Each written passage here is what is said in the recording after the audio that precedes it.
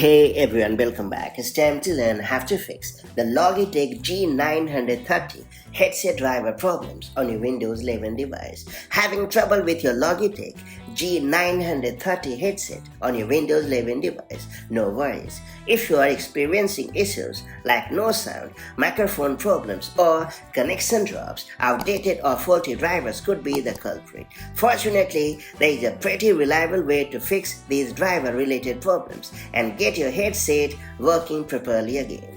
That said, let's get started. It's worth pointing out that outdated or corrupted drivers can cause connectivity and audio issues, which might be making life difficult for the Logitech G930 drivers. Therefore, I would recommend you to update your drivers. To do so, you have to launch the device manager on your PC by pressing Windows plus X keys and then selecting it. And then you have to expand the sound, video, and game controller section.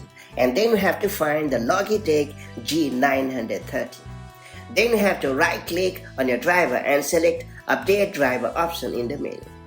And then you have to choose Search automatically for drivers. And then you have to proceed to download and install the latest driver. And once you have successfully updated your driver, you have to restart your PC. And now you have to find out whether or not you have managed to fix the problem. Hopefully, the problem should be gone and gone for good. However, if the problem still persists, I would recommend you to update the software on your PC because I suspect that a software bug might be causing the problem. To do so, you have to launch the Settings app on your Windows device, and then you have to choose the Windows Update tab located in the left sidebar.